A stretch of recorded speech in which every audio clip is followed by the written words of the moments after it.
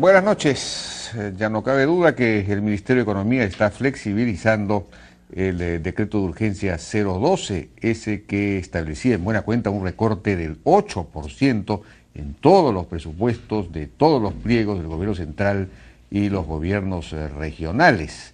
Y frente al cual pues hubo una protesta de los presidentes de los gobiernos regionales. El ministro de Economía se reunió hoy día precisamente con representantes de la Asociación Nacional de Gobiernos Regionales, varios de los presidentes regionales, por ejemplo el de Junín, el de Cajamarca, Ayacucho, etcétera, y ha acordado una ampliación presupuestal para los gobiernos de Cajamarca en 59 millones, Junín en 43 millones, Lima, provincias 14 millones, etcétera.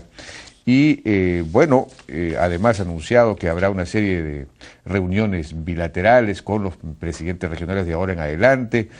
Pronto se implementará el CIAF-2, se está reestructurando el Ministerio de Economía para apoyar a los gobiernos regionales y locales. Se va a poner en marcha estas oficinas descentralizadas de atención al usuario, etcétera. Pero efectivamente hay este decreto supremo 056 que ha sacado a las regiones de los alcances del decreto de urgencia 012, que establecía este recorte tan drástico, digamos. Y esto puede ser el resultado del hecho de que pues la inversión privada se está frenando aceleradamente como consecuencia de la incertidumbre electoral. Y pues y la única manera de compensar ese frenazo en la inversión privada y en el gasto privado es, no recortando además el gasto público, como es lógico, ¿no? Como recordamos, Jaime Bailey, gerente general del Banco Central, del Banco de Crédito, dijo la semana pasada que en su banco la disminución, o en general en la banca, las colocaciones mensuales de créditos hipotecarios están cayendo en 25%, lo mismo que las colocaciones a la pequeña y microempresa, y esto está ocasionando, por supuesto, impacto en el empleo en el sector construcción, que es intensivo en mano de obra. Además, dijo Bailey, están congelando todas las nuevas inversiones de las empresas a la espera del resultado electoral. Solo se están realizando las que ya estaban en proceso. Y, en fin, dijo incluso que había habido retiros importantes de los fondos mutuos y los aportes voluntarios de las AFPs, y que estos se habían ido hacia los depósitos bancarios. En fin, para contrarrestar probablemente esto es que se ha flexibilizado el 012, es decir, este recorte tan drástico en el gasto público. Y pasando a otro tema, Pedro Pablo Kuczynski ha colgado un video en YouTube en el que convoca a la gente a decidir su voto y explica algunos criterios.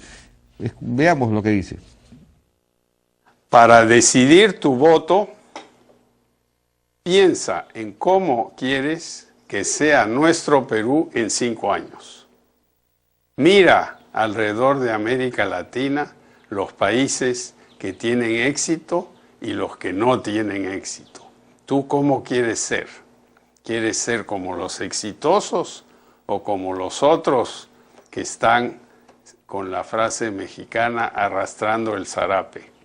No queremos arrastrar el zarape, queremos progresar.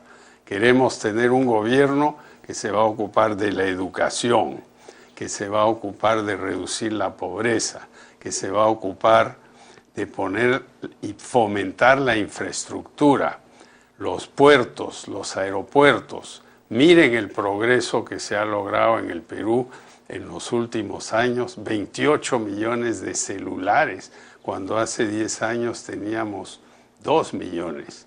Miren lo que está pasando con la gente que aspira a entrar a la clase media y está entrando a la clase media, que estaba destruida hace 10 años.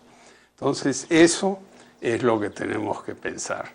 Pensar bien, pensar claro, cómo vamos a estar en 5 años y qué cosa hay que hacer. Una pequeña corrección, me refería a Jaime Bailey, en realidad debía haber dicho Walter Bailey, que es el gerente general del Banco de Crédito, ¿no?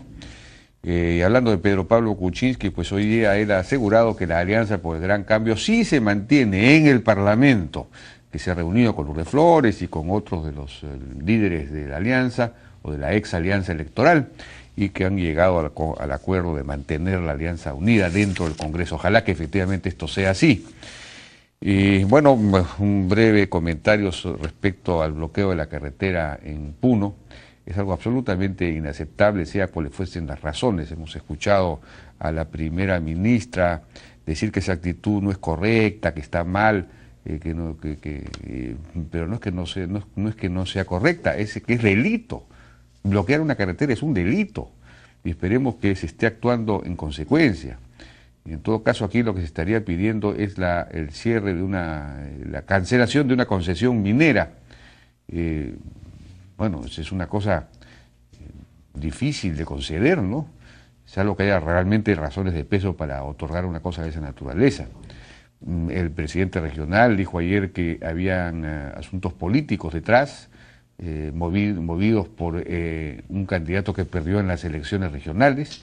El presidente de la República ha dicho que también hay intereses políticos. En fin, hay que saber si es que efectivamente hay algo que se esté moviendo detrás y que, bueno, en todo caso, lo que no puede ocurrir es que haya un bloqueo de esta naturaleza, porque eso es, repetimos, atentar contra los derechos de todos los demás. Es un delito. Vamos a ir a una pausa. Regresamos con Juan Cheput, dirigente de Perú Posible, para conversar acerca de su posición frente a la segunda vuelta o la oposición de Perú Posible. Vamos a tener luego una mesa, un debate sobre el tema de los transgénicos, que está a la orden del día. Vamos a estar con Antonieta Gutiérrez de la Universidad de La Molina y Luis de Estéfano, que es biólogo molecular de la Universidad Cayetano Heredia. Y finalmente vamos a estar con Rudolf Giuliani, exalcalde de Nueva York, que ha venido invitado por Keiko Fujimori para hacer una propuesta sobre seguridad en el Perú.